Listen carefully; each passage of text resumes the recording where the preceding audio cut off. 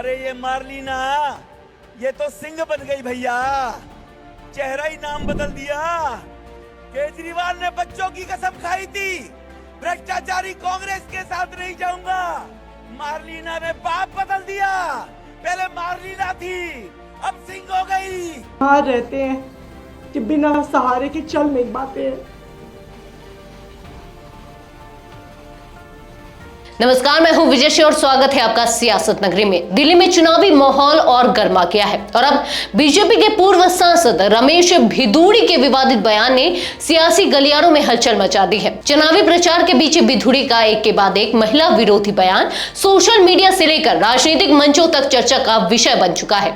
इन बयानों के बाद दिल्ली में विपक्षी पार्टियां बीजेपी पर हमला बोल रही हैं और बीजेपी की महिला विरोधी छवि को लेकर आरोप लग रहे हैं।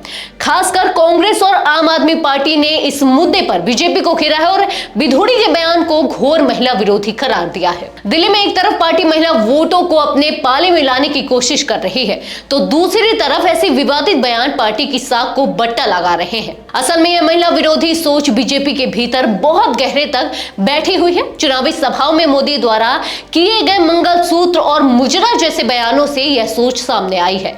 अब जब रमेश भिदुड़ी जैसे नेता इसी तरह के बयान दे रहे हैं तो पार्टी को सफाई देनी होगी।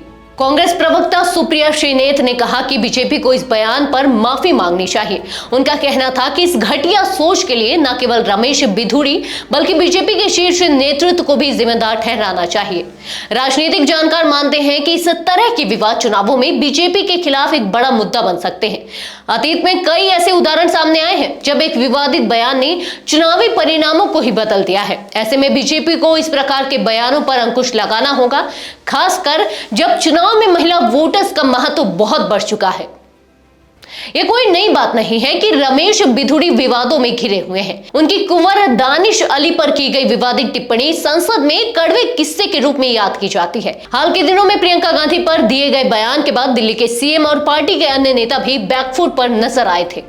विवादों के बाद भिदुड़ी ने खेद जताते हुए एक्स पर एक पोस्ट शेयर किया। उन्होंने कहा कि अगर उनकी टिप्पणियों से किसी को ठेस पहुंची हो तो वह खेद प्रकट करते हैं। भिदुड़ी का कहना था कि कुछ लोगों ने उनकी टिप्पणियों का गलत अर्थ निकाला है और इसे राजनीतिक लाभ के लिए गलत तरीके से पेश किया है। लेकिन कांग्रेस और आम आदमी पार्टी ने इस बयान को महिला विरोधी बताया है और इसे बीजेपी की असल मानसिकता के तौर पर पेश किया है। कांग्रेस प्रवक्ता सुप्रिया श्रीनेत ने इसे शर्मनाक और बीजेपी की कुत्सित मानसिकता का प्रतीक करार दिया। दिल्ली में चुनाव की तारीखों के ऐलान के बीच यह मामला एक नई गर्मी पैदा कर रहा है। बीजेपी को इस मुद्दे पर जवाब देना होगा। क्या वह इस विवाद पर चुप्पी साधेगी या फिर अपने नेता या रमेश भिदुड़ी को सार्वजनिक रूप से सफाई देने के लिए कहेगी? इस बीच आम आदमी पार्टी के नेता अरविंद केजरीवाल ने भी भिदुड़ी के बयान पर निशाना साधा। केजरीवाल ने ट्वीट कर कहा कि बीजेपी के नेता दिल्ली के मुख्यमंत्री आतिशी को गालियां दे रहे हैं और दिल्ली की महिलाएं इसका बदला लेंगी। भिदुड़ी का प्रियंका गांधी पर दिया गया विवादित बयान भी सोशल मीडिया पर तेजी से वायरल हो रहा है और विपक्ष इसका फायदा उठाने की कोशिश कर रहा है। इस बयान में भिदुड़ी ने प्रियंका गांधी को लेकर एक अपमानजनक टिप्पणी की थी, जिसे लेकर बीजेपी की सख्त आलोचना की जा रही है। दिल्ली के चुनावी मौसम में इस तरह के विवादों का असर चुनाव परिणामों पर क्या पड़ेगा? क्या बीजेपी इस बयान को लेकर अपनी सफाई देगी या इसे नजरअंदाज करेगी? यही सवाल अब सभी के दिमाग में है। आप हमें कमेंट सेक्शन में जरूर बताएं कि आप इस मुद्दे पर क्या सोचते हैं। क्या रमेश भिदुड़ी के बयान से बीजेपी की साख को नुकसान होगा?